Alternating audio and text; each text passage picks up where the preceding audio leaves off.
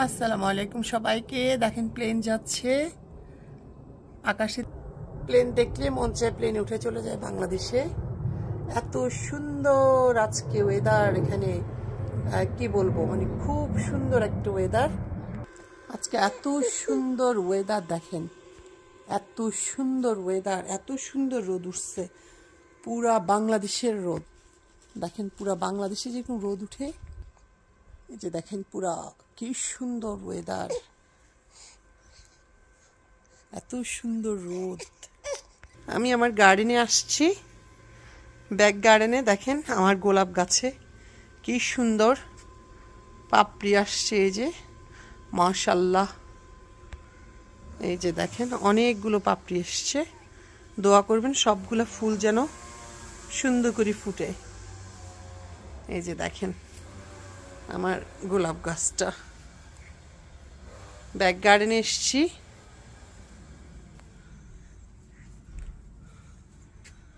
এত সুন্দর ওয়েদার। ওই যে দেখেন প্লেন যাচ্ছে একটার পর একটা, মন চাচ্ছে এই প্লেনে উঠে চলে যাই, বাংলাদেশে চলে যায়। প্লেন দেখলেই আমার মনটা এত কাঁদে দেশের জন্য। গার্ডেনে আরো কিছু আপনার ফুলের চারা দিচ্ছি, দোয়া করবেন যেন সুন্দর করে হয়।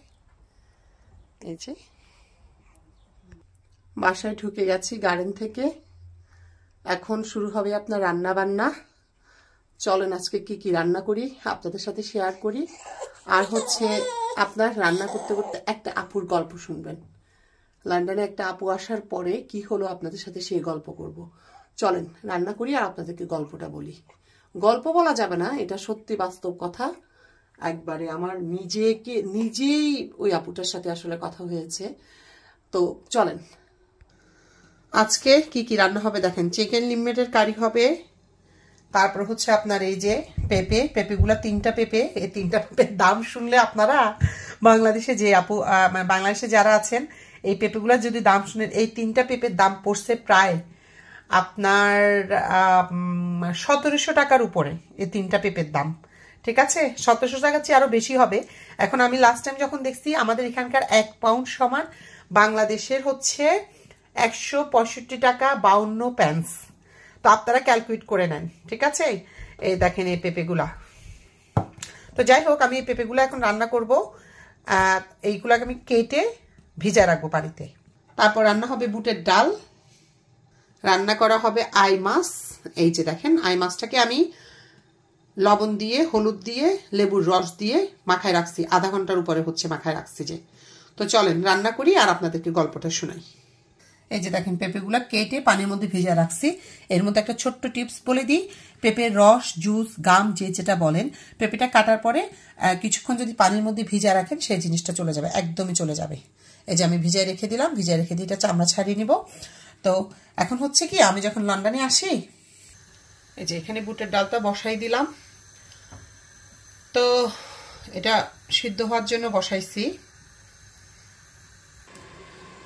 তো পরে আমি যখন লন্ডনে আসছি, তখন আপনার লন্ডন হোয়াটসঅ্যাপের একটা জায়গা আছে, ওখানে আমি শপিং করতে গেছি। আমি তখন খুব নতুন এখানে আসছি যে। তো আমি ওখানে কিছু শপিং করতে গেছি, দেখতে গিয়ে যে আপনার ওখানে ডিএলআর স্টেশন আছে, সরি আন্ডারগ্রাউন্ড স্টেশন আছে। স্টেশনের পাশে একটা আপু কালো বোরকা পরে দাঁড়ায় মানে কান্না করতেছে আর চোখ মুছতেছে। পরে আমি কাছে গেলাম, কাছে গিয়ে জিজ্ঞেস করলাম যে আপু কি হয়েছে। প্রথমে জিজ্ঞেস করছে আর ইউ বেঙ্গলি, পরে মানে আমাকে দেখে তো উনি বুঝতে পারছে। পরে তো মানে এটা বলার সাথে সাথে উনি আমাকে জড়াই ধরে কান্না করা শুরু করছে। পরে আমি জিজ্ঞেস করলাম কি হলো। তো পরে বললো যে আপু আমি তো বাংলাদেশে আপনার বোন, আমি বাংলাদেশে চাঁপাইনবাবগঞ্জ থেকে আসছি। আমি এখানে আমার হাজব্যান্ড আমাকে এখানে বিয়ে করে নিয়ে আসছে। আমার হাজব্যান্ড বিয়ে করে নিয়ে আসছে, পরে এখন হয়েছে কি, হাজব্যান্ডের সাথে হাজব্যান্ড তাকে ঘর থেকে বের করে দিছে। হাজব্যান্ডের আগের যে ফ্যামিলি ছিল, সেই ফ্যামিলি শুদ্ধ বউ মেয়ে সবাই এসে, হ্যাঁ। তো পরে বললো আর কি যে ওনারা চাঁপাইনবাবগঞ্জে, ওনারা 7টা ভাই আর একটা বোন, 4টা ভাই বিয়ে করছে, বাবা নাই, মারা গেছে, আর মা আছে। অনেক ভালো ফ্যামিলির মেয়ে, অনেক পয়সাওয়ালা ফ্যামিলির মেয়ে। কিন্তু ওই যে একটা বোন 7টা ভাইয়ের। তো অনেক বিয়ের প্রপোজাল নাকি ওনার জন্য আসছে। দেখতে দেখতে দেখতে দেখতে ওনার বয়সও প্রায় 40 পার হয়ে গেছে। তো এই জন্য আসলে এই ভদ্রলোকের কাছে বিয়ে দেয়া আর কি। এই ভদ্রলোক নাকি দেখতে শুনতে, এই ভদ্রলোকের বয়স প্রায় 60-65 কাছাকাছি। তো এই ভদ্রলোক দেখতে শুনতে আপনার খুব স্মার্ট, হ্যান্ডসাম, হিরো হিরো ভাব, যার কারণে তার ফ্যামিলি সবাই দেখে পাগল হয়ে গেছে, আরও হচ্ছে লন্ডনের সিটিজেন।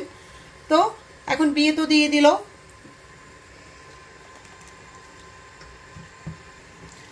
বিয়ে হওয়ার 6 মাস পরে আপুকে ওনার হাজবেন্ড বাংলাদেশে গিয়ে লন্ডনে নিয়ে আসছে।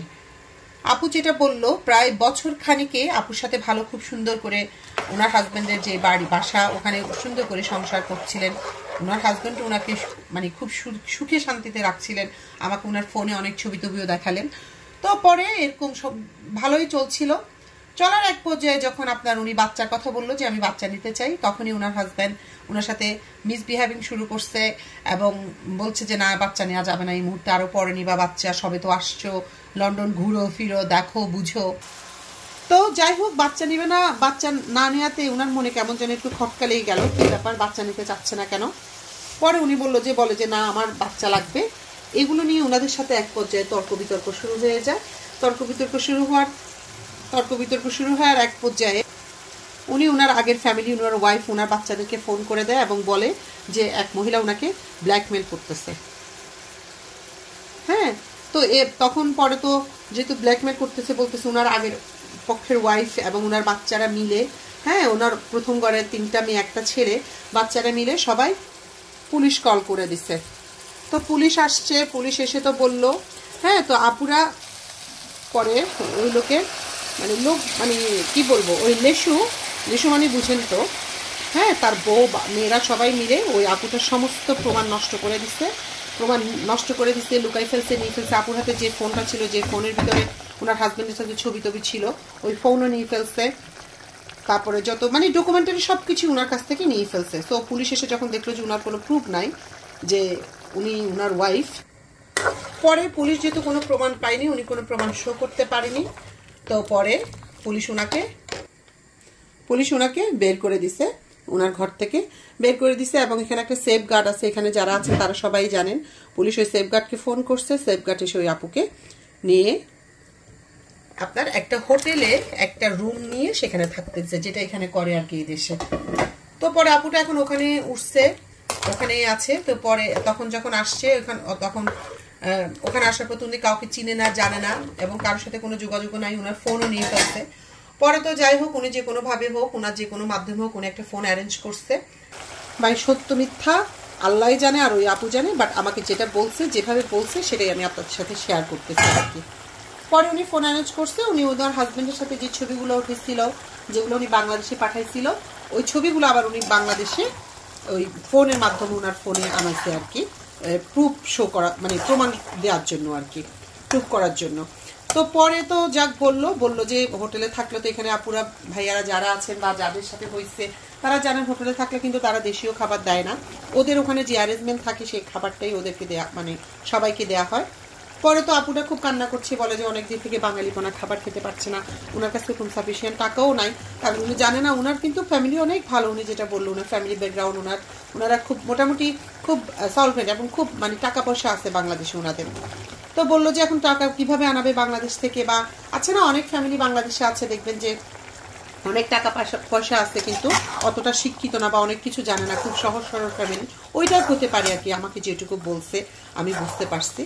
তো পরে তো কান্নাকাটি করছে, অনেকদিন বাঙালিপনা খাবার খায় না। পরে আমি ওখানে হোয়াইট চ্যাপেলে পঞ্চখানা একটা দোকান আছে, সবাই জানেন, চিনে থাকবেন যারা এখানে আছেন, ওই খাবার ওখানে বাঙালি খাবার পাওয়া যায়। আমি ওখানে নিয়ে গেছি, ওখানে নিয়ে গিয়ে আমার যতটুকু ক্যাপাবিলিটি ছিল আমি খাবার কিনে দিয়েছি ওনাকে, খাবার কিনে দিয়ে, এবং আমার ইচ্ছে খুব মন চাচ্ছিল আমি আমার বাসায় নিয়ে আসি, কিন্তু ভাই এই জমানা সবাইকে তো আর বিশ্বাস করা যাবে না, কারণ উনি সত্যি বলছে না মিথ্যে বলছে আমি তো জানি না। ওনার সাথে আমার ওখানেই দেখা হয়েছে। তো পরে বললো যে এখন তো হাজবেন্ডটাকে উনি ভালোও বেশি ফেলছে, যেহেতু উনিও 40 থেকে 39-এর বেশি বয়স এবং হাজবেন্ডটা 60-65 ইন বিটুইন হবে। তো পরে বললো যে আর হাজবেন্ডটা দেখতো, আমাকে মোবাইলে ছবি দেখিয়েছে, দেখতো কিন্তু যথেষ্ট হ্যান্ডসাম, ওই মানে লুচ আর কি। তো যাই হোক, তো পরে তো দেখলো যে, পরে আমি বললাম যে কিভাবে কি হলো আপু, আপনাদের মাধ্যমে কিভাবে বিয়ে শাদী হলো। তো পরে বললো আর কি আপনার উনি বাংলাদেশে প্রথমে আসলে ওনার ভাইদেরকে বা ফ্যামিলিতে সবকিছু প্রথমে শেয়ার করেনি, কারণ বুঝেনি তো বাংলাদেশের এখনো অনেক মানুষের কাছে লন্ডন মানে হচ্ছে স্বপ্নের কান্ট্রি। হ্যাঁ, তো পরে 7টা ভাইয়ের একটা বোন এত আদর করে সবাই মিলে লন্ডনই হাজব্যান্ডের কাছে বিয়ে দিচ্ছে। তো আমি জিজ্ঞেস করছি, আপু আপনার ফ্যামিলি জিজ্ঞেস করেনি যে উনার এজ? বলে যে উনার ফ্যামিলি, কিন্তু উনি বলেনি, উনি বলছে বিয়ে করছে ঠিক আছে, বলছে একটা বাচ্চা আছে আর হচ্ছে আর উনার আগের ওয়াইফের সাথে উনার সেপারেশন হয়ে গেছে। হ্যাঁ, তো পরে তো মানুষের তো আসলে জীবন এরকম হতেই পারে, সেপারেশন হয়ে গেছে, বিদেশে ছিল, এখন উনি চায় উনার একটা জীবনসঙ্গী, অনেক কিছু করে মেয়েটাকে পটাইছে। আপুটা কিন্তু দেখতে শুনতেও ভালো, মানে খারাপ ছিল না, ভালোই ছিল, হাইট ছিল ভালো, গায়ের কালারও সুন্দর, চেয়ারটাও সুইট ছিল যেটুকু আমার মনে পড়ে, কারণ এটা প্রায় আপনার আজ থেকে প্রায় 13 বছর আগের কথা। তো পরে আপু বলল যে আর কি আপু সব ডিটেলস বললো যে উনার ফ্যামিলি এরকম এরকম। আর সবচেয়ে বড় কথা হচ্ছে আমি ওনাকে বলছি যে আপনি এখন চলে যান বাংলাদেশে, আপনার তো কোনো প্রবলেম নাই, কারণ আপনার ফ্যামিলি অনেক সলভেন্ট, আপনার ফ্যামিলিতে সব কিছুই আছে। হ্যাঁ, তো উনি আমাকে যেটা বললো যে না আপু আসলে সবকিছু উপর থেকে দেখা গেলেও আমার বাবা মারা গেছে, আমার মাটা অনেক বৃদ্ধ হয়ে গেছে, আমার 4টা ভাই বিয়ে করে ফেলছে, এখন আমি চাই না ওখানে গিয়ে ওদের বোঝা হয়ে থাকতে। বলছে জানেন প্রত্যেক ফ্যামিলিতে উপরে যাই কিছু যাই করুক না, কিছু ক্ল্যাশ তো থেকেই যায় বাংলাদেশের ফ্যামিলিগুলোতে। হ্যাঁ, তো পরে বলে যে আমি যখন এসছি আমাকে খুব ঘটা করে বিয়ে দিচ্ছে সবকিছু দিয়ে। হ্যাঁ, এখন আমি যদি ফিরে যাই আমার যেই মানে আমার সম্মানটুকু যেটা ওরা করছিল বা আমাকে যেভাবে করতেছিল, আমি শুধু একটু করে আমার একটা ভাইয়ের সাথে আলাপ করছি, পরে তার ভাই তাকে জবাব দিছে যে না তুমি এখন যেহেতু লন্ডনে আমরা এত কিছু করে তোমাকে দিয়ে দিছি সবাইকে জানিয়ে শুনিয়ে, এখন যদি তুমি চলে আসো মানুষ মনে কি করবে? সে একই কথা, আমরা সবাই যেটা ফিল করি যে মানুষ মনে কি করবে, মানুষ কি মনে করবে, এই চিন্তা করতে করতে আসলে আমরা অনেক কিছু করতে পারি না। আসলে আমরা নিজেদের জীবন নিয়ে নিজেরা কিন্তু চিন্তা করি না, আমরা চিন্তা করি যে না ও কি মনে করলো, ও কি ভাবলো, ও কি মানে কিভাবে দেখলো, আসলে সেটা না, নিজে কিভাবে ভালো থাকবেন, নিজে কিভাবে শান্তিতে থাকবেন সেটাই সবসময় আগে প্রায়োরিটি দিবেন সবাই। তো পরে হলো কি ওনার কথায় বোঝা গেল যে ওনার ভাইরা চাচ্ছে না উনি আবার ব্যাক যাক আর কি, আর উনি নিজেও চাচ্ছে না, সবচেয়ে বড় কথা হলো এটা। ওই আপুটার নাম সম্ভবত জেসমিন বা ইয়াসমিন ছিল, সত্যি কথা আমি নামটা ভুলে গেছি এত বছর পরে। তো পরে আমাকে যাক অনেক এর মধ্যে আরো অনেক কথা হয়েছে ওনার সাথে। তো পরে উনি আমাকে বললো যে আমি ওনাকে কোনো হেল্প করতে পারবো কিনা, কোনো সাহায্য সহযোগিতা ওনাকে করতে পারবো কিনা। তবে সত্যি কথা বলতে কি, হ্যাঁ আমার বাসায় সেদিন আসলে বাংলাদেশি অনেক টাইপ অফ খাবার রান্না করা ছিল, আমার মনটা চাচ্ছিল ওনাকে খুব করে আমার সাথে আমার বাসায় নিয়ে আসি এবং আমার বাসায় এনে ওনাকে খাওয়াই বা আমার বাসায় থাকুক, কিন্তু ওই যে আসলে বিশ্বাস, আমি তো বুঝতেছি না উনি কি আসলে সত্যি বলছে না কোনো উদ্দেশ্য নিয়ে বলছে। পরে আপনার হোয়াটসঅ্যাপে অনেক সলিসিটারের ফার্ম আছে, অনেক সলিসিটারদের অফিস আছে, তো আমি ওখানে একটা সলিসিটারের অফিসের নাম দেখি ওনাকে ওখানে নিয়ে গেলাম, ওখানে নিয়ে ওনাদের ডেস্কে ওনার সাথে কথা বলে দিলাম, তারপরে গিয়ে কথা বলে দিলি ওনার ডিটেলস বলছি। পরে আমার কাছে ওনার মুখ দেখে মনে হলো কি উনি খুব করে চাচ্ছিল আমার সাথে আসার জন্য, আমিও চাচ্ছিলাম ওনাকে আমার বাসায় আনার জন্য, কিন্তু ওই যে আসলে আমি তো ওনাকে চিনি না জানি না, আর উনিও সেটা বুঝতে পারতেছে যে আমি আনতে চাচ্ছি কিন্তু আমি যেহেতু ওনাকে চিনি না। তো পরে নিয়ে দিয়ে কথা বললাম, কথা বলার পর তো আসলে আরো অনেক কথা হয়েছে, সব তো আর ডিটেলস বলা যায় না। যাই হোক, কথার এক ফাঁকে বলে রাখি যারা আমাকে দেখছেন শুনছেন প্লিজ আপনাদের এই বোনকে এই আমাকে ফোন মনে করে সাপোর্ট করবেন, আমার চ্যানেলটাকে সাবস্ক্রাইব করে দিবেন, লাইক শেয়ার করে দিবেন। আর জেসমিন আপুর উদ্দেশ্য করে বলছি, জেসমিন আপু আপনি যেখানেই থাকেন যদি দেখে থাকেন আমার এই ভিডিওটা যদি দেখেন তাহলে অবশ্যই অবশ্যই আমার সাথে যোগাযোগ করবেন। হ্যাঁ অবশ্যই যোগাযোগ করবেন। আর আপনি জানেন হয়তো বা যোগাযোগ করাটা এত মানে জাস্ট আপনি যদি দেখে থাকেন আমার এই ভিডিও জেসমিন অথবা ইয়াসমিন আপু, আপনি আমার এখানে একটা কমেন্ট করে দিবেন, অবশ্যই সেখানে আমরা ফোন নাম্বার বা হোয়াট এভার যেভাবে হোক আমরা একজন আরেকজনের সাথে মানে যোগাযোগ করবো আর কি। খুব জানতে ইচ্ছা করে আসলে আপনি কেমন আছেন, কোথায় আছেন, কীভাবে আছেন, কোন অবস্থানে আছেন। তো পরে ওই আপু সলিসিটার ফার্মে গেল, ওনার সাথে কথা বলিয়ে দিলাম, ওনার কথা বলে ওনারা বললেন যে ঠিক আছে দেখেন একটু ওনারা দিবেন কিন্তু জানেনই তো, তো ওনাদের একটা ফ্রি সব কিছু নিয়ে আলাপ হলো। আলাপ হওয়ার পরে আসলে আপুটা এত চাচ্ছিল, মানে উনি আমাকে ছাড়তেই চাচ্ছিল না, মানে কি বলবো চাচ্ছিল, আমিও চাচ্ছিলাম কিন্তু আর পরে আনা হয়নি। আর এর মধ্যে উনি বললো যে ওনাকে ওনার ওই যে ওনার হাজব্যান্ডের আগের ঘরের যে বউ বাচ্চা যারা আছে মেয়েরা ওরা সবাই মিলে ওনাকে খুব হুমকি দিচ্ছে এবং ওনার পিছনে অনেক ছেলে দিয়ে হুমকি দিচ্ছে উনি যেন কোনো না কোনোভাবে দেশে চলে যায়, উনি যদি কোনো কিছু নিয়ে বাড়াবাড়ি করে ওনাকে এখানে খুন করে ফেলবে, কারণ যেহেতু ওনার এখানে কেউ নাই। তারপরে আমি ওর যেটুকু সম্ভব হচ্ছে আমি ওনাকে পরামর্শ দিচ্ছি। তো পরে যা কথা হলো, পরে তো উনি আমাকে বললো যে আমি ওনাকে জিজ্ঞেস করলাম যে আপনি কি কোনোভাবে দেশে চলে যাবেন না, উনি আমাকে বললো যে না, উনি কোনোভাবেই দেশে যাবেন না, উনি এখানেই থাকবেন। আর আসলে আমার জানা মতে লন্ডনে এসে দেশে চলে যেতে চাইছে এরকম মানুষ আমি কাউকে দেখিনি এই পর্যন্ত। আপনারা, আমি নিজেকে দিয়েই বলবো, আমিও আসার পরে, আমি আসার পরে তো আপনার প্রথম কিছুদিন আমি শুধু চলে যাব এরকম করতাম, কিন্তু এখন আমি আসলে নিজেও যেতে চাই না। তো পরে উনি আমাকে এমনভাবে ধরলেন আমার ফোন নাম্বারটা ওনাকে দেওয়ার জন্য। পরে আমি ওনাকে আমার ফোন নাম্বার দিলাম, আমি ওনার ফোন নাম্বারটা নিলাম। ফোন নাম্বারটা নিয়ে তারপরে ওনাকে জিজ্ঞেস করলাম যে আপু আপনার আর কোনো প্রয়োজন আছে কিনা, কোনো টাকা পয়সা বা কোনো কিছু দরকার আছে কিনা। তো উনি আমাকে বলল না আপু, আমার কিছুই আর প্রয়োজন নেই, আপনি আমাকে যেটা করছেন আপনি আমার জন্য যেটা করছেন সেটাই আমার জন্য অনেক, শুধু আপনি আমার সাথে যোগাযোগ রাখবেন আমার কোনো প্রয়োজন হলে। ও পরে ফোন নাম্বার দিয়ে ওনার কাছ থেকে বিদায় নিয়ে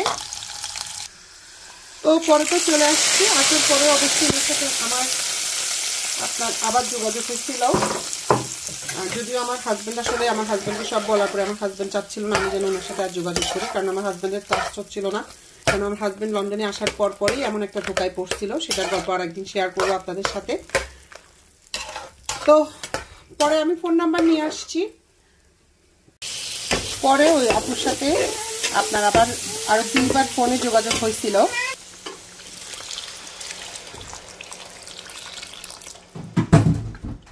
তো এই আর কি, পরে ওই আপুর সাথে আসলে আমার ফোনে কথা হয়েছে। এবং আমার একটা ফ্রেন্ড, আমার ওই ফ্রেন্ডের হাজব্যান্ড আবার সলিসিটর ফার্মের সাথে সম্পর্কটা ছিল ওনার, উনি সব করতেন। তো আমি আবার ওনার নাম্বারটা ওই আপুকে দিয়ে দিছি, আবার ওই ভাইয়াকেও ওনার নাম্বারটা দিছি, বললাম যে ভাইয়া আমাদের বাংলাদেশি বোন যেটুকু পারবেন সাহায্য করবেন। তো পরে তো করলো। তো পরে ওনার সাথে আমার আরো কথা হইতো। তো পরে একদিন আমার হাজব্যান্ড করলো কি, আমার হাজব্যান্ড খুব ভয় পাচ্ছিল আর কি, আসলে সত্যি কথা যে আসলে উনি কি কোনো উদ্দেশ্য নিয়ে আমার সাথে এগুলো বলছে বা কি, বা আসলে আমি তো খুব নতুন আসছি, আর তখন অনেক ছোট ছিলাম, বয়স কম ছিল। তো সবকিছু মিলে আমার হাজব্যান্ড বললো যে না। তো পরে যাই হোক, আমার হাজব্যান্ড নাম্বারটা ডিলিট করে দিছিল। তারপরে নাম্বার ডিলিট করে দিল। আমি সবসময় ওনার জন্য দোয়া করতাম, আল্লাহ যেন ওনাকে ভালোভাবে এখানে রাখে, কোনো বিপদে না ফেলে। সবসময় আমি ওনার জন্য দোয়া করতাম, আল্লাহ যেন ওনাকে ভালো রাখে, আল্লাহ যেন ওনাকে কোনো বিপদে না ফেলে। তো পরে তো যাক, পরে নাম্বার ডিলিট করে দিচ্ছি। আবার বেশ কিছু প্রায় বছরখানিক পরে ওনার সাথে আমার আবার দেখা হয়েছিল, হোয়াইট চ্যাপেলে দেখা হয়েছিল। পরে উনি বললো আর কি যে উনি মোটামুটি এখানে থাকার মতো থাকতে পারতেছে আর কি। উনি ওনার সমস্ত কিছু বাংলাদেশ থেকে ওনার বিয়ের কাবিননামা, তারপরে গিয়ে উনি যেখানে আসছে ওনার সাথে বিয়ে হয়েছে অনেকগুলো প্রুফ বাংলাদেশ থেকে আনাইছে, ওনার ভাইরা ম্যানেজ করে দিছে। হ্যাঁ, কারণ যেহেতু বাবা মারা গেছে, ভাইদেরও তো একটা বোঝা, বুঝেন নাই? তো পরে ম্যানেজ করে দিছে। ম্যানেজ করে দেওয়ার পরে উনি সবকিছু সলিসিটারের কাছে সাবমিট করছে, সবকিছু প্রুফ দিয়ে প্রুফ হয়েছে যে হ্যাঁ ওনার সাথে ওনার বিয়ে হয়েছে। কিন্তু তো পরে ওই আপু বললো যে ওনার হাজব্যান্ড ওনার কাছে মাপ চাইছে, যদি ওনার আগের হাজব্যান্ডের ওয়াইফ এবং বাচ্চাগুলো ওনার সাথে খুব বাজে ব্যবহার করতেছিল কন্টিনিউয়াসলি, এবং ওনার খুব এই দেশ থেকে তাড়ানোর জন্য ওনারা অনেক চেষ্টা করছে, কিন্তু হাজব্যান্ডটা ক্ষমা চাইছে শেষ পর্যন্ত। আর ক্ষমা চাওয়ার কারণটাও ছিল, কারণ হাজব্যান্ডটা নাকি প্যারালাইজড হয়ে গেছিল। হ্যাঁ, তো প্রকৃতির একটা বিচার বলে তো একটা কথাই আছে, হ্যাঁ, রিভেঞ্জ অফ নেচার। তো এই আর কি। পরে আপুটা এটাও বলছে একটা ছেলে নাকি ওনাকে বিয়ে করার জন্য প্রপোজ করছে। তো আমি আপুকে বলছি যে আপু অবশ্যই আপনি সেকেন্ড টাইম কোনো কিছু করার আগে বুঝে শুনে করবেন, কারণ যেহেতু এত বড় একটা ধোকা আপনি খাইছেন। তো উনিও বলছে হ্যাঁ আমিও দেখবো, তারপরে দেখবো না দেখা যাবে। তো যাই হোক, আমি আপনার এই চিকেনটার সাথে আর একটু গরম পানি অ্যাড করে দিছিলাম, আর একটু কয়েকটা আবার কাঁচামরিচও দিয়ে দিছি। এখন ফাইনালি চিকেনটা হয়ে গেছে। এখন আমি এটা চুলা বন্ধ করে দিব। আর আই মাছ এত মজা হয়েছে, আমি অলরেডি এটা দিয়ে ভাতও খেয়ে ফেলছি। পেঁপে দিয়ে বুটের ডাল, একবারে পুরোপুরি দেশীয় খাবার। যাই হোক, এত কিছু শেয়ার করার কারণ হচ্ছে, যদি জেসমিন বা ইয়াসমিন আপু যদি আপনার চোখে পড়ে অবশ্যই আমাকে কমেন্টস করবেন। আপনি কমেন্টস করে আমরা যোগাযোগ করবো ইনশাল্লাহ। আর আপু যারা, ভাইয়া যারা এতক্ষণ শুনছিলেন, তাদেরকে একটা কথাই বলবো, কখনোই বিদেশ আসার আগে ছেলে হোক মেয়ে হোক ভালো করে খোঁজ খবর না নিয়ে কোনো মোহে পড়ে বা লোভে পড়ে কোনো প্রতারণার শিকার হবেন না। এবং সবকিছু জেনে শুনেই আসবেন। অবশ্য অনেকেই আছে যে না ঠিক আছে, ওদের মেন্টালিটিটাই এরকম থাকে যে না ঠিক আছে আমরা যাবো, গিয়ে ওনাকে ছেড়ে দিয়ে চলে আসবে। এরকম অনেক আপুর সাথে কথা হয়েছে, খুব ইয়াং আপু বলছে না আপু আসছে এরকম এরকম, স্বীকার করছে সত্যিটা। তো যাই হোক, অনেকক্ষণ আপনাদের সাথে রান্না করতে করতে গল্প করলাম। তবে ওই যে দেখা হয়েছিল আপুর সাথে, কথায় কথায় আপুর ওই ফোন নাম্বারটা আমারটাও দেওয়া হয়নি, ওনারটাও নেওয়া হয়নি আর কি, ভুলে গেছি। পরে বাসায় এসে খুব আফসোস করছিলাম। তো এই আর কি, যাক কথায় কথায় গল্পে গল্পে অনেকক্ষণ আপনাদের সাথে ছিলাম। আপনাদের সবার জন্য দোয়া থাকলো, আমাদের জন্য দোয়া করবেন। ভালো থাকবেন সবাই। আসসালামু আলাইকুম সবাইকে।